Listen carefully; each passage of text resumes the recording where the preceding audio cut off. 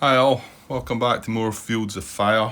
This is the Normandy campaign, Mission 1 Trevieres Offensive. This is take 2 of my playthrough, part 6.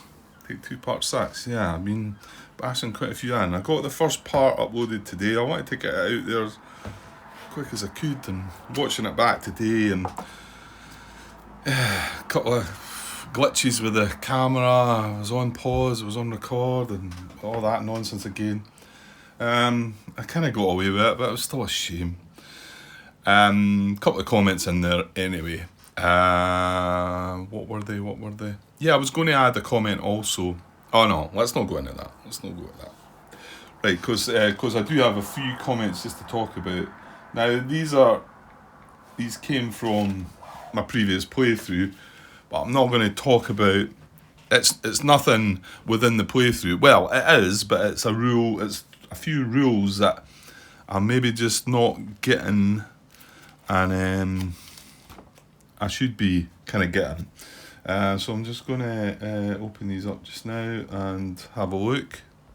Right, so yeah, a few comments from Shonai and a couple from John Brown.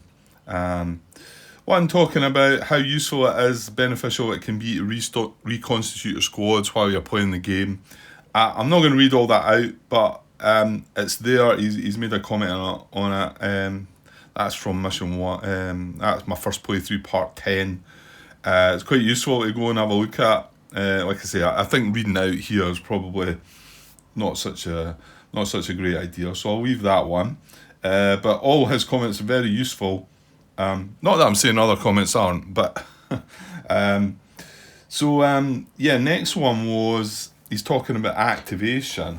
Let me move that out of the way a little bit so we can have a look at the rulebook. Activation. Easiest way to think of this is to look at your activity chart in the rulebook, not the player aid. Well, he said activity chart, and I'm assuming what he's meaning is this. I certainly didn't look about elsewhere for the words activity chart, but my guess is he's referring to this command reference table. If it is something else, this has got the stuff that I need anyway. So I'm assuming he's meaning that.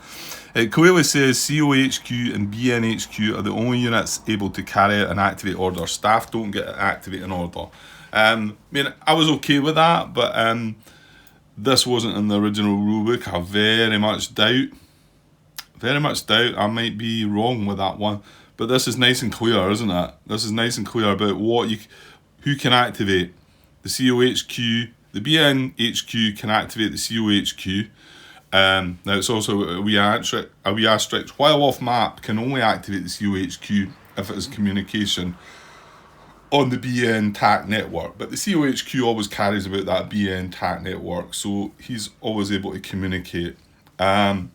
And if he was on the map, he'd be able to command, give orders to any unit.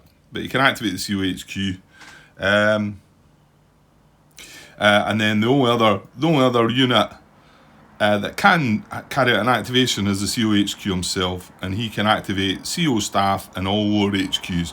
And you'll see right there, COXO cannot activate anything. Neither the first sergeant, neither the gunnery sergeant, and none of the platoon HQs, can carry an activation. And then it tells you there what they can use. So that's a very useful table just to clear it up for you if you're a little unsure when you first start playing the game. It can be a bit daunting knowing who can do what. So yeah, another useful one there. And something else as a reminder for me and reminder for any others that might. This is kind of easy to now. I want to say I wish it would have been. I wish you'd give me a rules reference here. Basically, it's when you carry out an action in an impulse. Within that impulse, the unit that's carrying out the action can only attempt the action once.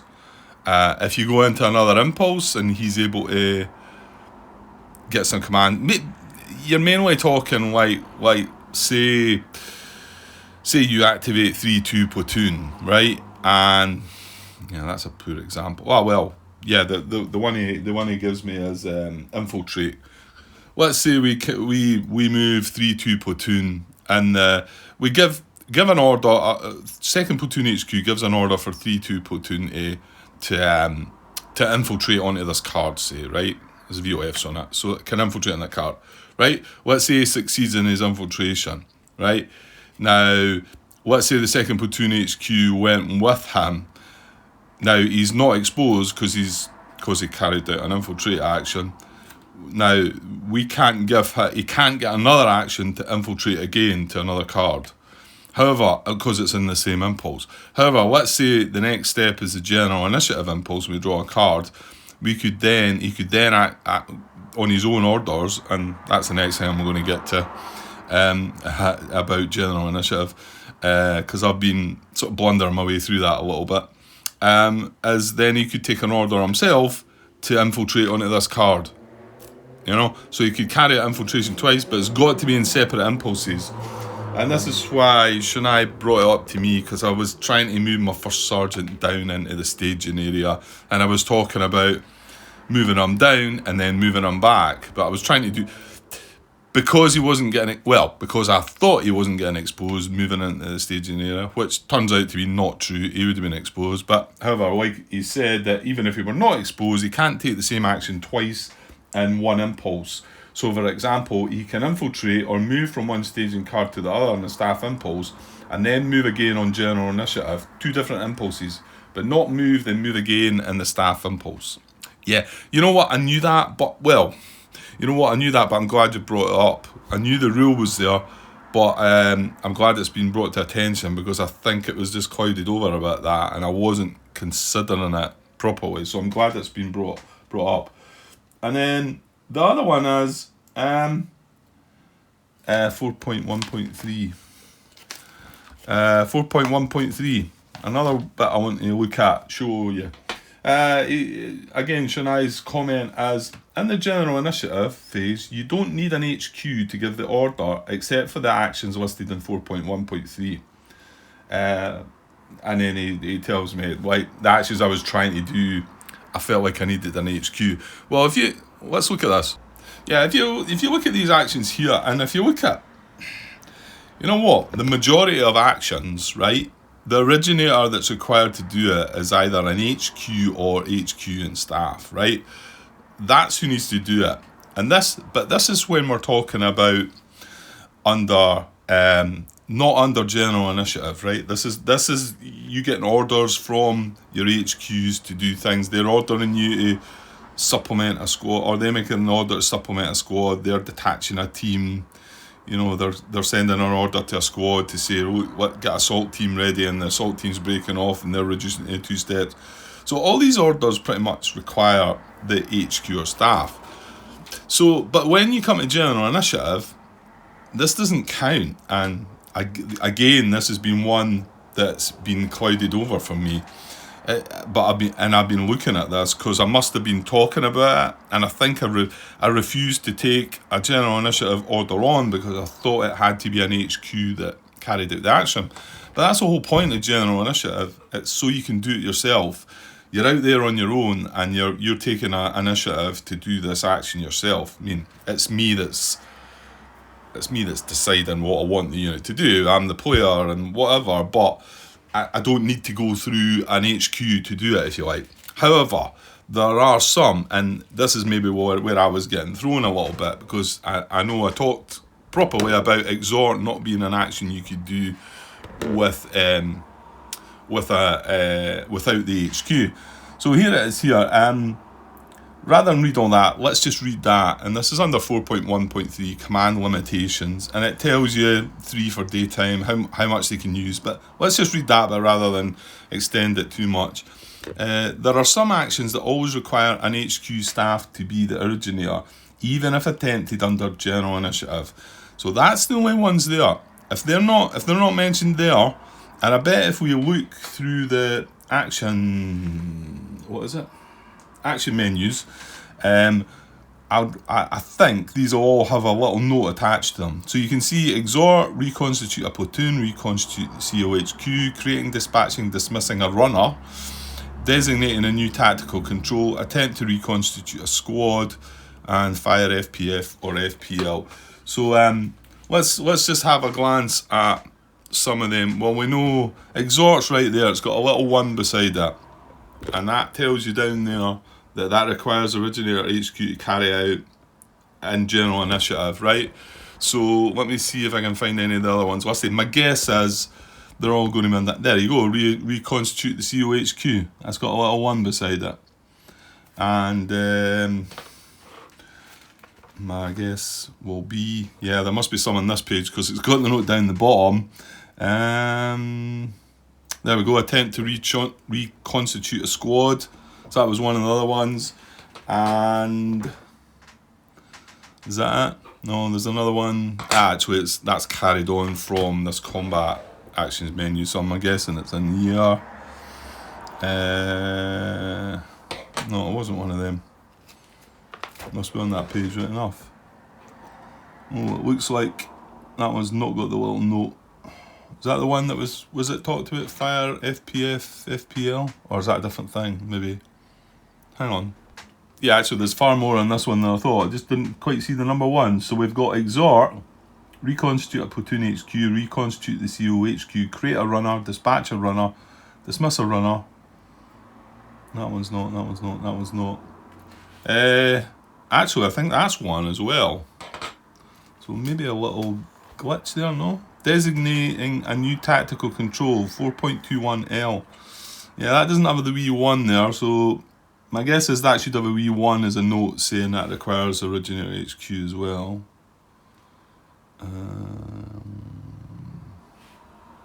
Yeah, I think. Anyway, you get the gist of where I am with that. So when I looked, I think I was even like, what was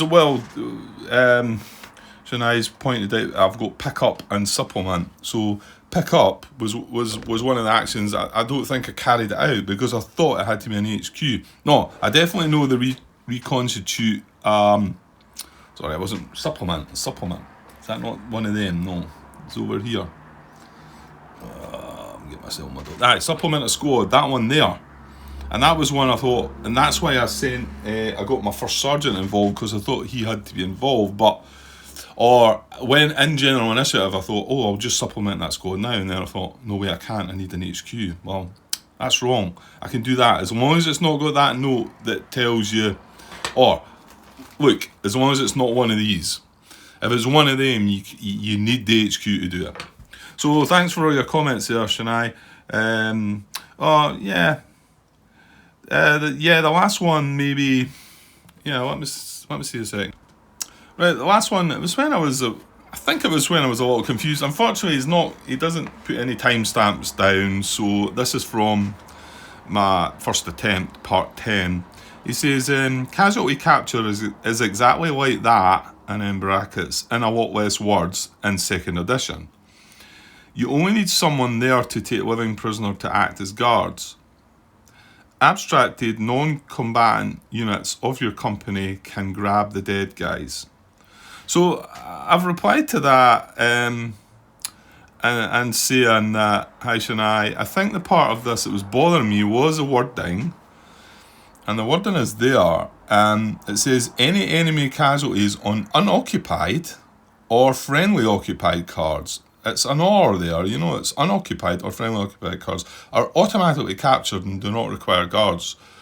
So that's in this phase here. And in my first playthrough, I realised that going by what I'm reading there was 2 casualties on a card. There was nothing else on it. And like I've follow up saying to Shania, I say, this seemed to suggest that they were captured in this phase, even if alone on the card, which I found a little strange, as I kind of thought there would need to be some US presence.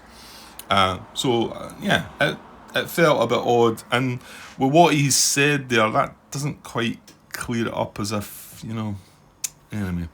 Anyway, thanks for all your comments. They are most helpful. There's 2 or 3 things being brought up. And John Brown has actually brought up one of these as well, about the general initiative as well. And, so thanks to him for that as well. And I said I'd be discussing that shortly, which is what I'm doing now. He also mentioned mortar teams are a special exception. It says typically a G-rated unit can only attack on an existing PDF, but mortar teams can place a PDF if none exist. It says to see 7.3 and 7.3.2. Yeah, probably not the right place to talk about that here, because that was something that happened in the last playthrough as well. Okay, let's get on with the game. Right, I managed to press the stop button yet again. It's just going to keep happening, isn't it? Hopefully there's not been a pause record situation and it was just a case of me pressing the stop button. Okay, before we carry on, I left things last night with going off to ask a question here. And I started typing out my question and I stopped because now I'll need to find where it is. It's in the enemy part. Give me a second. Yeah, I mean, I stopped because I read this out last night as well, and the wording's quite clear. Now, this is on page 63. Try and zoom without stopping things. So the rule is 8.3, location of enemy contact, and you've got distance, direction, package rules, etc., friendly fire and all that. Well, none of that has really been affected. Well, it has been affected in some ways, which we'll go and look at the situation in a minute, because obviously this is a new part and we're not just carried on. So it says redraw if an invalid direction is chosen. So you would choose a different direction if you could, and we're at the position where we can't choose a different direction. That's the problem. So if it is not possible, but here's the bit, if it is not possible to legally place the entire package, well, the entire package is a squad and a leader. So it's two different packages together, if you like, and they're not getting placed on the same card. They've to be placed on different cards. That's right, wasn't it? It was number 10, I want to say, wasn't it? Package 10, I think. Defensive position plus. Yeah, it's a squad, and then on a separate card, it's a squad and a leader beside them. So it's two different units. And the problem we've got is we've only got one card available where we can place any enemy package. So the entire package has to be the squad and then the squad and the leader.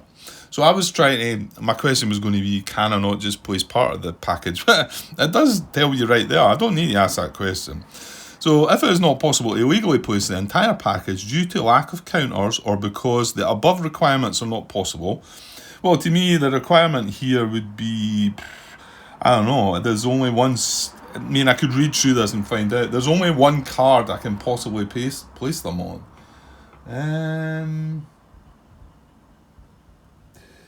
Yeah, there is as well, because I started having a thought here. I'll come across the map and we'll have a look. So it said redraw the package, and then if no packages can be legally placed. So we're going to redraw the package here.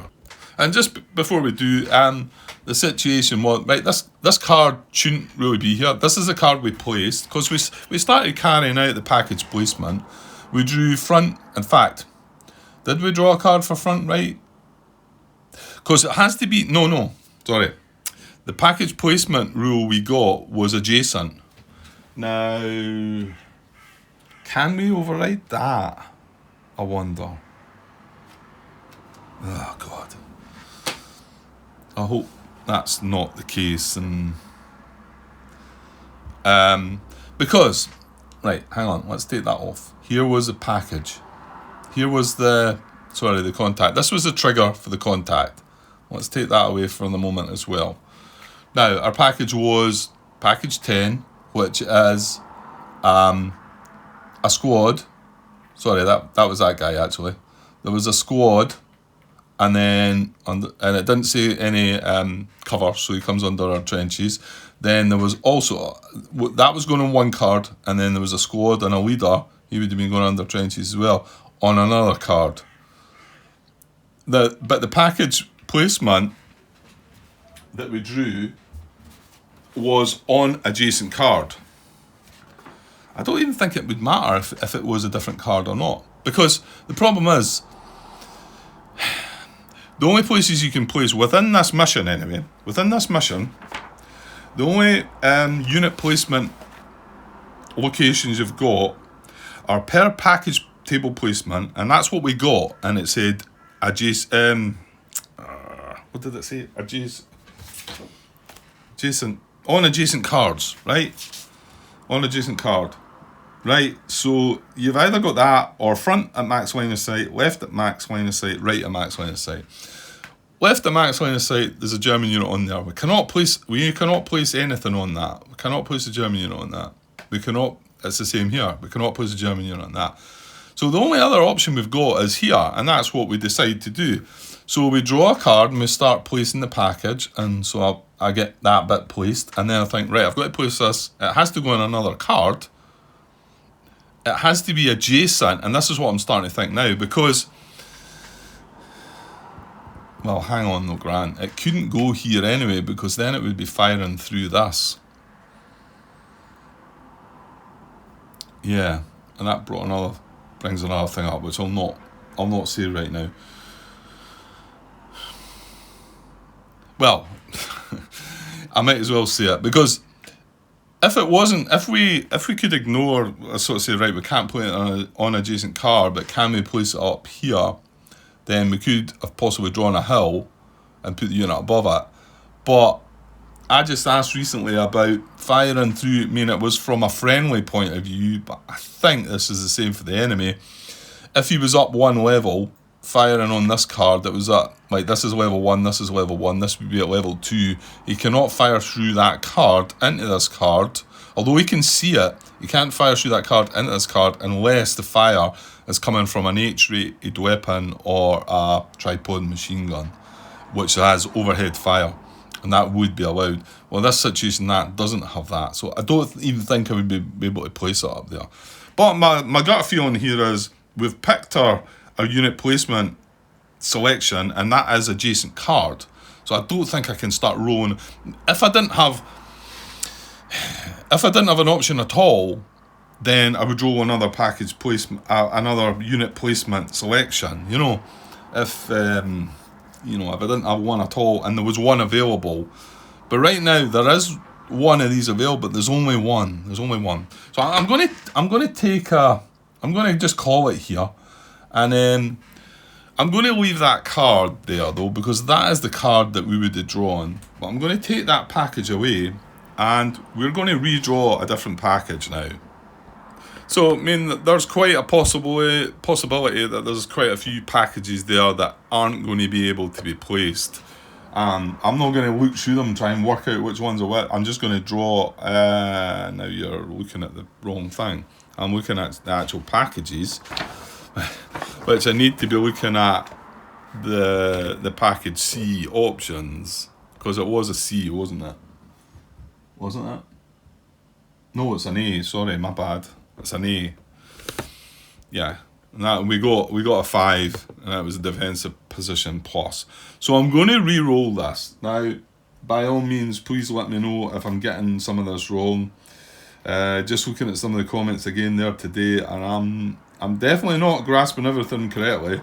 It is a tough game, yeah, but yeah, I'm getting caught out a little bit. So, and my worry is that this is, what did I say, part 6 of this new playthrough already, and I've only just released part 1 out there, and part 1's generally a bit of introduction, and I don't do an awful lot. Fortunately, the game does get moving after that, so I'll try and get more of it out there. But let's just hope. Well, can it be any worse than the previous playthrough, as in for errors? And it should be a bit more fun anyway. It was a bit dull, the last one, so that was probably 50% of the reason that I decided to do it. And then the last straw was the finding out about I was using the radios wrong, which was, yeah, that was daft. Okay, right, so I'm going to draw a D10 on potential contact A, and on a 10 we get a 2. Right, so it needs to be a single package. So a 2 is a light machine gun nest. Is that not what we placed already? Maybe. Right, so it's package 7, light machine gun nest. So let's have a look at it first before we get carried away. 7, light machine gun nest. Place VOF, PDF, yes. Unit spotted, no. That was... we'll need to roll... Yeah, we'll need to roll for that again, won't we? Yeah, I can't take that roll because... However, it is a light machine gun team under foxholes. So we can do this. Okay. Okay, so yeah, actually, yeah, we've got a light machine gun team under here as well, and he fell back off of that card. So we've got number 2 light machine gun team as well now, because that's 1 light machine gun team. He's going to be under foxholes, right? Now, if I draw, because you know what, it says on same card, so I do need to draw. Because we could get a... Yeah, this is messy. It's a bit messy, but you know, I can't say that I'm going to draw the same package there. I need to redraw this, don't I? So this can be legally placed, though. I believe. So I think we need to roll on this again. The only problem is a 1 or a 2 is going to work, and... Well, actually... Oh, yeah, no, come on. No, because they can't fire through. Yeah, so a 1 or 2 is going to work, and a 9 or 10 is going to work. So to be honest, shouldn't I just roll between these 2 possibilities? Because if we get a result front at max line of sight, we can't place it. If we get a result left front at max line of sight, we can't place it. We can only either place it on same card, which must be where it is. Yeah, well, that's fine. That works. Well, I say it's fine. It's not fine, but... So what I think I'm going to do here is draw a random 2, right? I'm going to roll a D2, and a 1 is going to be per package table placement, and a 2 is going to be right front at max line of sight. And it's just an order and even, eh? Because I could draw a D10 and keep ending up with this result, front, left, and I wouldn't be getting anywhere. It needs to be one of these or one of these. And the fact that there's 2 of them and 2 of them, I can just toss a coin, basically. And because I'm assuming on same card means the card that triggered, you know. That can only mean what it means. Right, so let us do that. And I know there's maybe some cards being drawn out of place and whatever, but that's because I thought I was placing the, you know, I thought I was doing right by being able to place that whole package. It wasn't until I realised later, and then you can't place the whole package. I'll be a bit more careful with that in the future, and hopefully we'll not end up drawing extra terrain cards until we know if it can happen. So that's going to be a 1.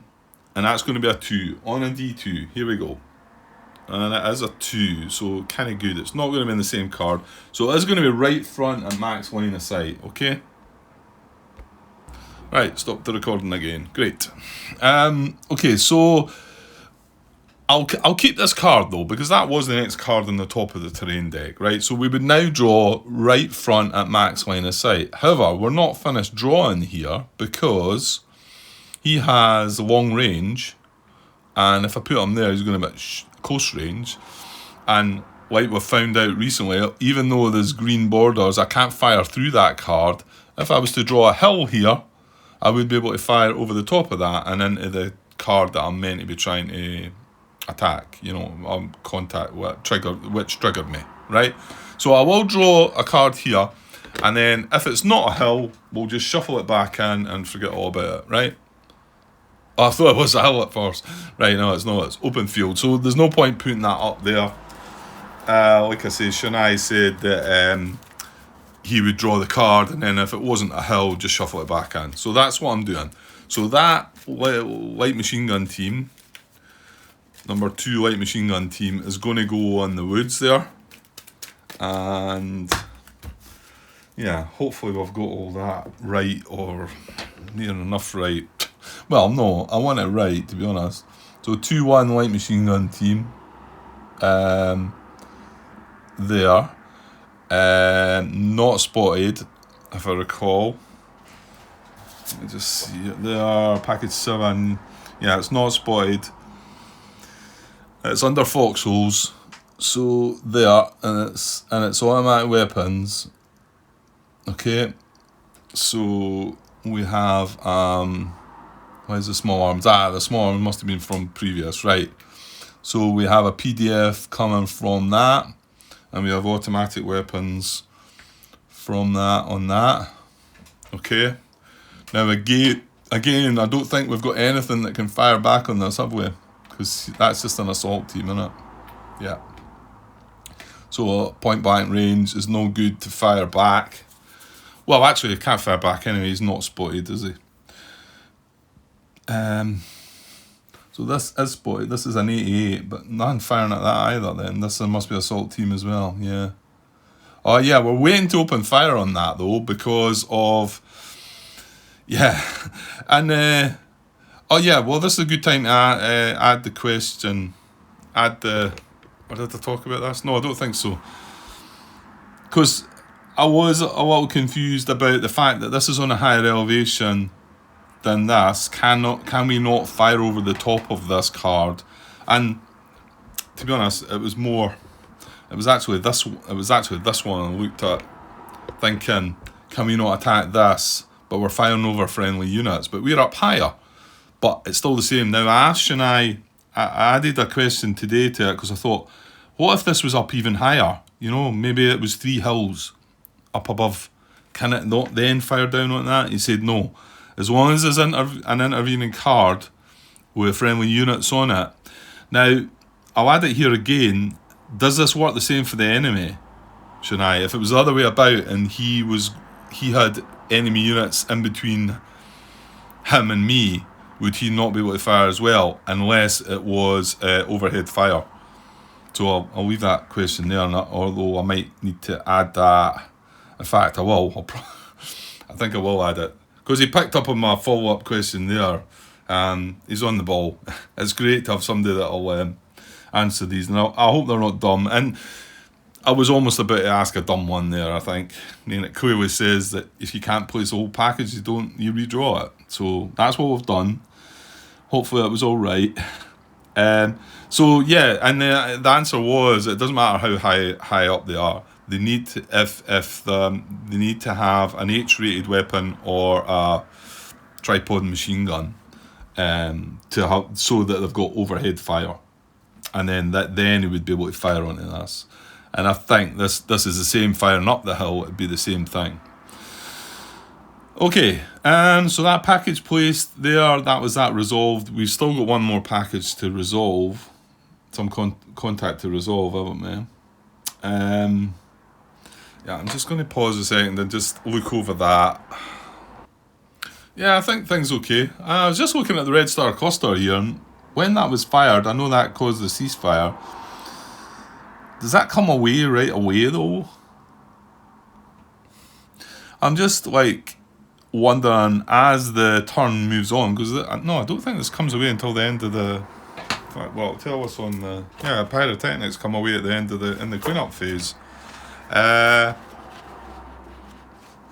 mean, it doesn't really matter to this unit here. The only unit we've got firing is here, and these are about to open fire. But I mean, the ceasefire will stop you, and then you're not going to be firing at a card that we're nothing on it anyway, Grant, because we've already dealt with that, haven't we? Yeah, I don't know where I'm going with that. Okay, so we've resolved what we had. We've done 3 of them, didn't we? So we've found 2 enemies. This guy, is this the 81mm thing? And then we've got this guy. So we've got this one to go now, and he's exposed as well. Oh, this is our squad too.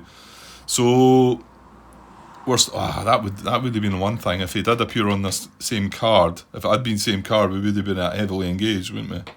But we're not. However, we are still engaged. So engaged, and it's still an A card that we're drawing. Sorry, an A PC marker. At engage, it's 5 card draw. Yeah, we shuffled the deck quite recently as well, didn't we? Nah. Right, so drawing 5 cards here to see if there's contact on that card where the squad is. 1, 2, 3, 4, 5. Here we go. Cover. No. Cover. Rally. Oh, phew. Right, okay. That just was going kind of horrible. Just like, well, it's getting us back for that last game. Okay, so we survived that one, which I'm kind of glad about because it was starting to get hairy. So that comes off with...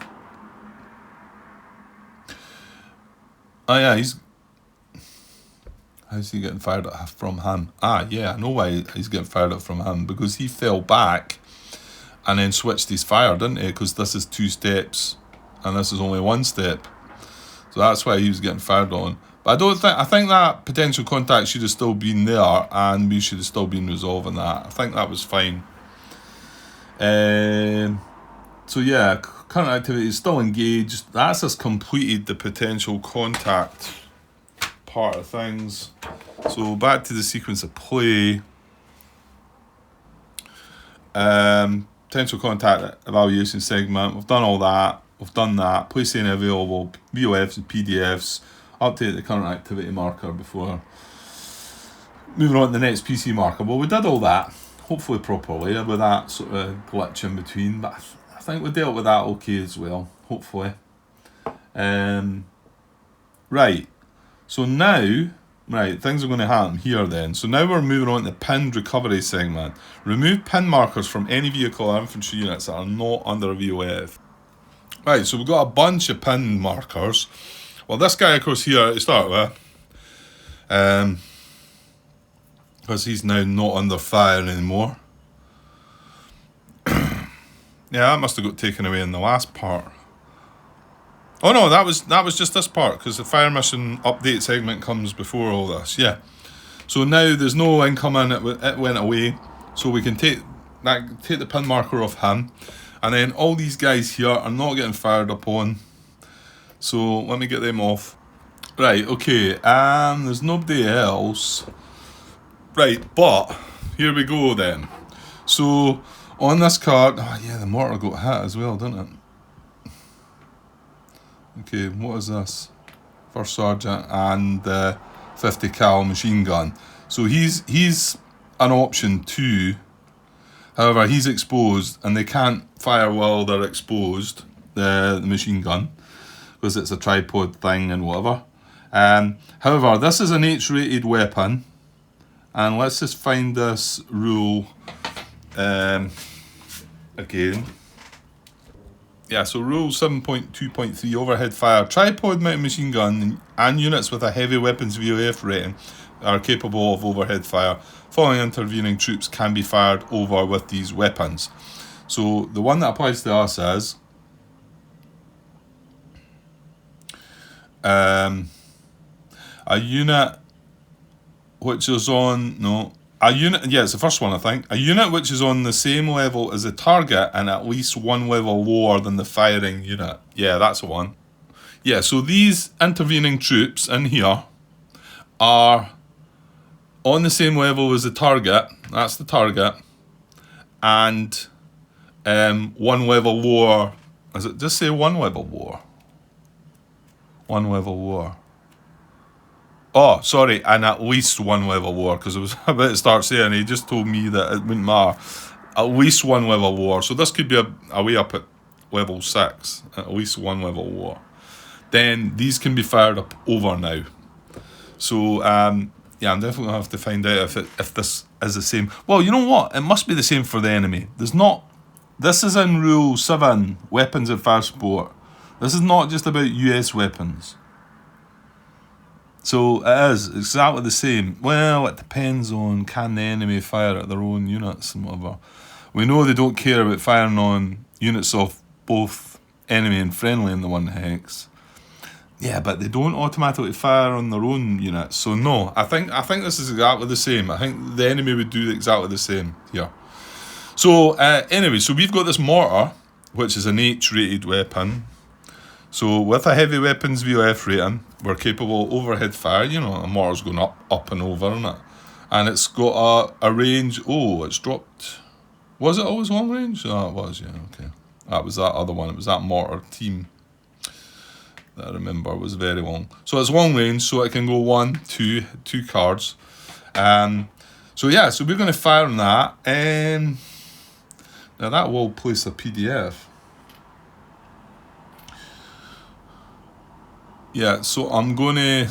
that's difficult to play out, isn't it? Well, I'll put it there because I think if I put it here, or if I've done 2 of them, it might look like it's this guy that's firing. We know he can't because... So I'll put it here. And then we're going to have some heavy weapons on that bad boy.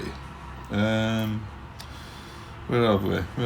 That's a crossfire. No, I need to find one. Hang on. Okay, so heavy weapons on him. So hopefully that might be able to finish this guy off. Yeah,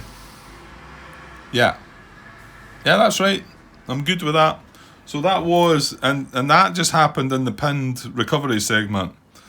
So that was a change in things that then brought that on, because that guy that suddenly became unpinned, he's then able to fire on that. Yeah, it's not that he would fire on anything else. No, that's fine. Yeah, okay. Right, so now we're moving into combat effects segment. So there's going to be a bit to do here, I think. So just looking over it again quickly. For each infantry unit, a card with a VOF marker.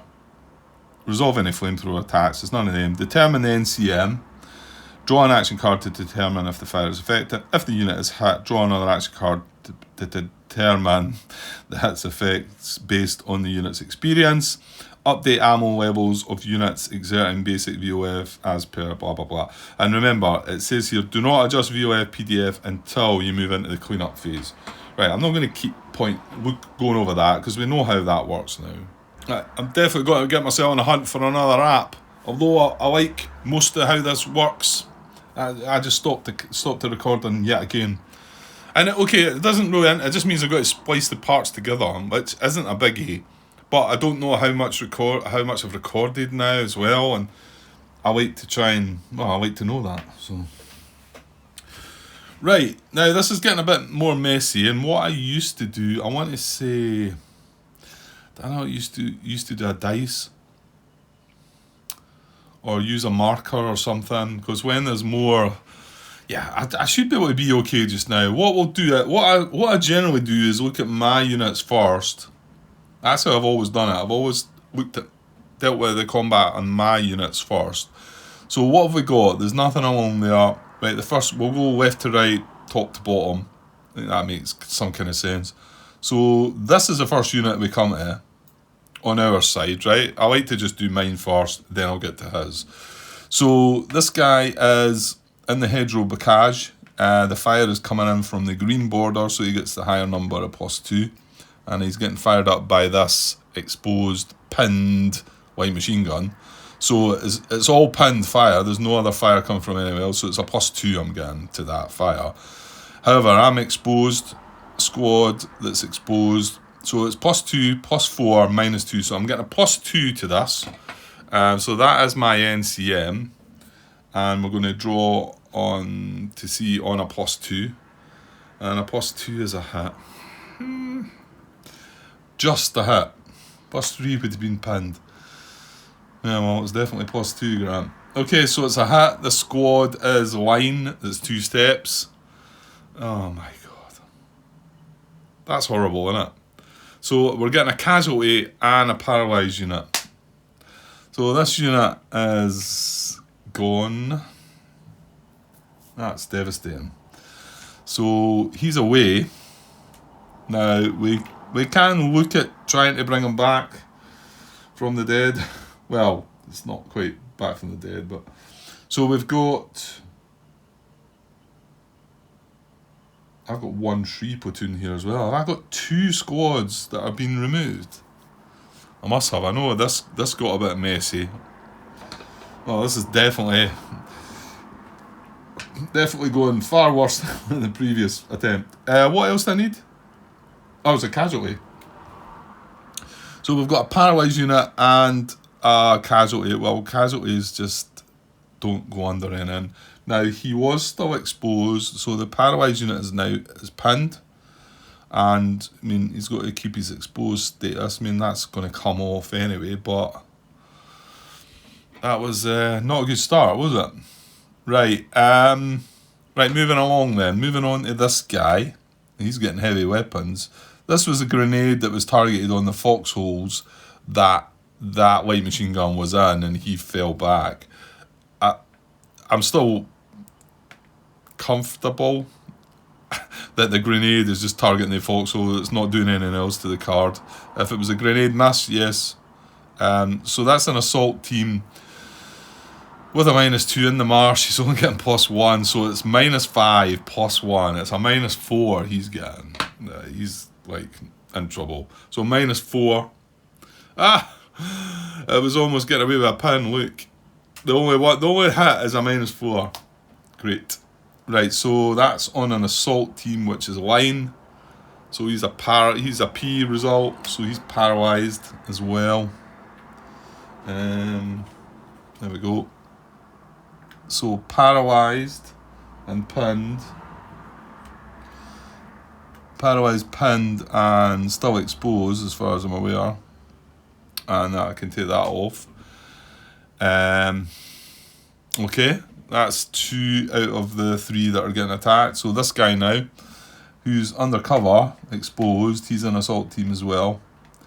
So he's getting he's getting -1 from automatic weapons, -2 from exposed, that's -3, and he's getting a +3 for all his cover. So it's a 0 on this one. Yeah, I'll try and zoom in a little bit. So yeah, it's a 0. He's getting +2, +1, and then -1, -2 for the exposed. So what did we say? It's a 0. Right, okay. On a 0, we get a miss. Hurrah! Something at last. And he wasn't pinned, because you get a miss result on a pin, the pin comes off. That wasn't the case, so he stays fine. Right, any revenge? Well, we're only firing at that one guy, aren't we? Here. Where's the small arms coming from? Ah, yeah. I've got that in the wrong place. Sorry. That's how I do it, isn't it? Ours go down the bottom. I'm getting muddled up again. If theirs go up the top and ours go down the bottom. Yeah, the small arms is coming from this guy. Remember, he's now a paralysed team, but remember, we don't adjust things. It's all happens at the same time, the fire. So, in actual fact, I've missed crossfire in there, haven't I? And I'm pretty sure that even though this is a mortar, it still counts as a crossfire. So we're getting fire from this angle, fire from that angle. Yeah, I'm just wondering about the mortar. Let me look up crossfire. Well, there's the rules for crossfire. It affects the whole card, it's -1. Place this modifier on a card when there are 2 or more PDFs being exerted towards it from different directions. Place no more than 1 crossfire marker on any given card. Pin units can be used to generate a crossfire. Note, multiple VOFs being exerted from the same direction but from different elevations due to overhead fire do not qualify for crossfire. Okay, yeah, I mean, we placed the PDF for the mortar. This is not off map mortar fire, indirect mortar fire. It's like, it's coming, it's not being caught, it's not called in. This is an actual mortar section. So yeah, I think it's good. Well, we're going to go with it anyway. So there's a -3 from the mortar, there's a +0. Well, actually, sorry, I can take that away, can't we? We only need one. We only need the best VOF, but we are getting the crossfire. So it's a -4. This guy's getting +2 there, and he's pinned, so he's getting a +1. So he's a +3. However, he's getting +3, but 3, 5, -6. So he's on a -3. So surely his time has come. -3. Oh, you're having a laugh. You're having a laugh. It's exactly the opposite of what we had. It's the one hit up top. So, well, he's already pinned. No. Okay. And that's that. That's everything. Right, so now, well, actually, no. I mean, you can adjust VOFs and PDFs and all that now, but update ammo. Let's deal with that, actually. So, who fired? From us, our mortar fired again, didn't it? Oh, what a good that done us. So, he's only got 2 rounds left. Did any of our machine guns fire? No. Because, no, that's not a machine gun there. That's a machine gun there, but it can't fire. And it's not got, it couldn't fire on this guy because it's not got the, if it was the, the 50 cal machine gun with the tripod, it would have been able to fire at that guy, but, and this machine gun here, second light machine gun, is not firing either, is it?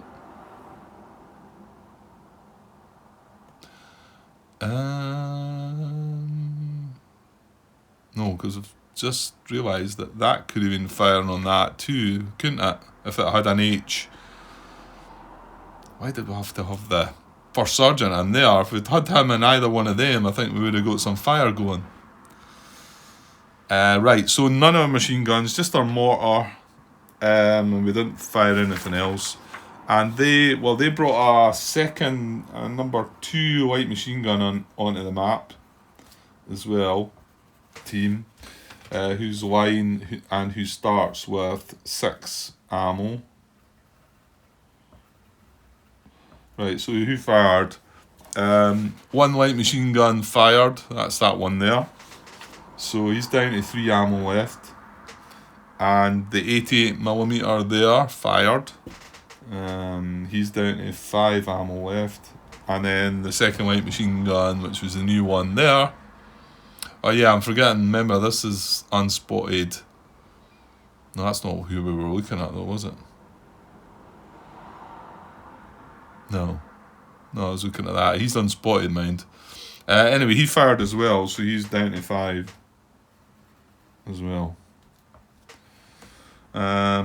Yeah, that's kind of horrible. Right, so that's our ammo updated, and then so we move into the cleanup phase. So I'll just, I think before I would have adjusted VOFs and PDFs just now, but it doesn't say to do it there. It says to wait until 3.8. So probably to avoid you doing it while you've still got a combat to resolve or something maybe. So remove pyrotechnic. We did have one, that red star cluster, that can go away. That doesn't go back to the display or anything, that's been used, it's a one-off. Smoke illumination, expose, move fire markers, concentrate fire, booby trap, grenade, and grenade miss markers. So there's a grenade away, and I'm going to take the expose markers away. Okay, there we are. What a mess. What about this guy? That's an exposed marker as well. He survived. He was the only one that kind of survived it all, didn't he? Right, and then evacuate casualties from casualty collection. None of that. Enemies firing at cards without valid target. Shift cease fire. Well, this is a casualty. There's still a valid target there. There's still a valid target here. And there's still a valid target here. And this is firing, this is firing, this is firing. Yeah. That's fine. Yes. Hang on. Right, yeah, I've done that, but defensive missions, no. Right, adjust VOF, PDF, and activity levels as a result. Okay, so this guy is still all pinned. So his fire is still going to be on this guy, all pinned. That's fine. This guy is the 81mm. He's spotted as well, then, isn't he? Is that right? I've not made a blunder with that one, have I? 81mm. Oh, it's an 88. Sorry, it's an 88. Yeah, he was spotted. Yeah. So he's still firing with his heavy weapons. That's fine. and he's still firing with his automatic weapons, so that's fine. So our 3 enemies are still firing the same, and they're fine. However, our guys, this is a paralyzed unit. This is not firing anymore. So that turns to like just them firing at us, and we can take off. No. We can take off the crossfire. Because the heavy weapons is coming from elsewhere. So that's that guy. This guy was not firing at anybody. He's paralyzed anyway. So yeah, that can't fire anywhere. That's paralyzed. That's paralyzed. That can't fire anywhere. This guy's an assault team. He can't fire anywhere. Now, we've now got a situation where not only is the mortar still firing up there with heavy weapons, we've got the 50 cal machine gun as well, because it's now not exposed and it can fire up here as well. So ideally we probably want to move one. If I move it, it's going to be exposed. Well, I should move the mortar section then, because it's the same. It's the same. It doesn't fire if it's exposed. Well, you know what? We're going to have to do something about this mess anyway. We're probably going to have to move on to this card, I think. So at the moment, both the mortar and the tripod machine gun are still firing overhead fire over this guy into here with heavy weapons. But there's no crossfire now coming in. And then the other platoons cannot fire on anything. Yeah, we're going to have to make some drastic moves, I think. We're going to have to start getting in amongst them. Okay, I think that's all the VOFs, PDFs been updated. And then, so activity level is probably still the same, isn't it? Yeah, it is. It's engaged, but it's still not heavily engaged because there's not an enemy and a friendly on one of the cards with the VOF. Yeah, so it's still engaged. Right, that's it. That was not nice. This is looking not great. We're now moving on to turn 5. How about that? Look at that. You know where... Oh, if you'd seen the last playthrough, there was nothing like this. I don't think we were down here still. I think we were certainly up in here. Maybe even had some up here. And yeah, and we're getting shot up. We've got 2 squads, 1 2 platoon, and 1 3 platoon that are off, that have been shot up, and just remnants of them still around. Well, I think one of them's in here, wasn't there? I'm going to have to remember this is not a fire team. This is a bazooka. It is a bit different because it's got the A/S. That's annoying. I can't find that. I probably should have another look. Right. Well, I'm not 100% sure how long this video is, but my guess is it's probably long enough for a part now. So, and the fact that we've just moved on to the next turn, I'll just cut it here, and as usual, stitch it together, and yeah, think about what I'm going to do here. I need to sit and think before I press record again. I need to sit and think what I'm going to do, because yeah, it's not good. I'm sure we're okay. I'm sure we can recover things, but we do need to start moving now. We definitely need to start moving up to this card and probably this card. Yeah, we're quite possibly into here. Well, remember, the reason we didn't move up into these is these all had potential contact markers, PC markers on them, didn't they? So, at least they're away. But the two out of the 3 brought enemies with them, didn't they? And the enemy shooting was pretty good. Right, okay, I'll be back later. Cheers.